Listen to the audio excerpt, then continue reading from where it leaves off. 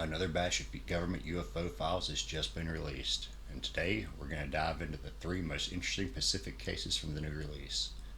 A strange six-pointed object over the Yellow Sea, another mystery object over the East China Sea, and finally, a deceptively simple video that may represent the challenge of modern UFO investigations. So let's get started. Of all the videos in this release, this one seems to be everywhere. Not because it shows impossible maneuvers or some giant flying saucer, but because of the shape. It's a dark object, almost star-shaped. 6 points, very unusual. The Yellow Sea sits between China and the Korean Peninsula. It is one of the most heavily monitored regions on Earth. Naval exercises, commercial shipping, surveillance operations, multiple nations operate here every day. This isn't empty ocean. It's a place where unusual objects immediately attract attention. But before we jump to conclusions, there's something important to remember. Infrared technology is very deceptive. We've been over this before. You're not looking at a normal photograph. You're looking at thermal information interpreted by a sensor. And thermal sensors can make ordinary things look very strange. And a lot of the issue here is most of the information we need is redacted. There's no speed, no altitude, range, size, radar data, additional footage. Because without context, even normal footage can be impossible to interpret. So, what is it? And honestly, it could be about anything you could find in the sky. Aircraft, balloon, drone, sensor artifact, who knows? And that could very well be why the government's classified it as, we don't know, is unresolved.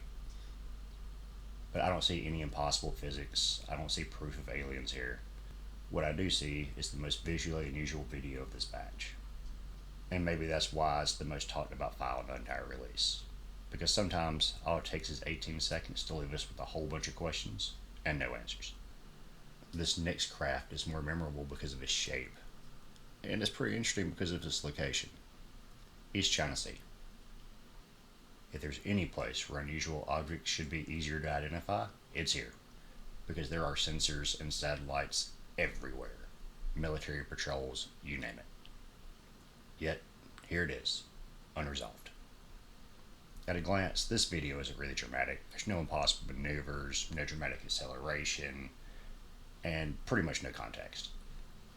Once again, important sensor information is blurred. There's no altitude, no speed, no size, no distance, no detailed observer reports, no radar information, and all that's important because we need that information. It could be very large or very small, could be moving very slowly, very quickly, we can't tell. What I can tell is that it looks pretty stupid, kind of like a balloon, but who knows. Maybe there's some more information that's going to be released later that's tied back to this. We've seen that a couple of times before. But as of right now, I'm chalking this one up to a balloon. And lastly, we have a fairly simplistic video. It's one object, several minutes of footage. No explanation of anything. So, why do we have 5 minutes of this thing and no idea what it is? This video doesn't look like much. You have grainy infrared footage, a few minutes of normal footage for some reason, just a few seconds there, about a minute in. We have a featureless background, small object, no giant flying saucer. But someone felt like it needed to be preserved and reviewed and pushed to the public. So, once again, what is it? Unresolved. Just like most other things in these releases. But at least the object appears to have some protrusions coming out of it, so, it could be some kind of sensor array floating over the water. I mean, who knows? But like most of these videos that we have, I'm not seeing anything that I would call impossible out of this object. It's just kind of spinning around over there. So I took it into the interesting category because I have no clue what the heck it is, but pretty sure that's not aliens.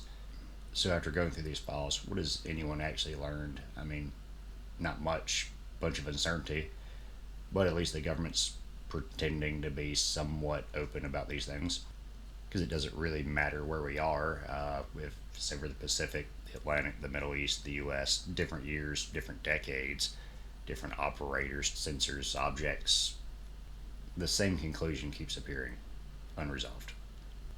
And unfortunately, unresolved doesn't mean aliens. It doesn't mean secret tech, it doesn't mean a cover-up.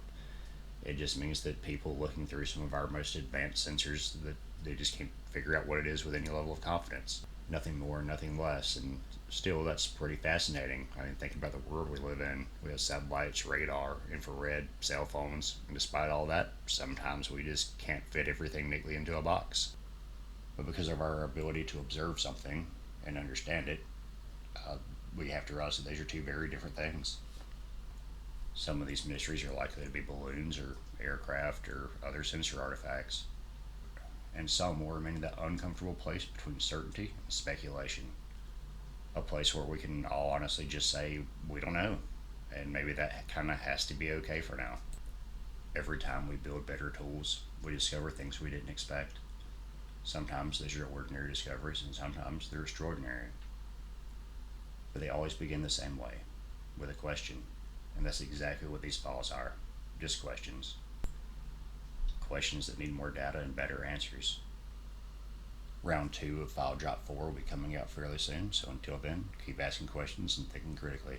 And as always, keep looking up.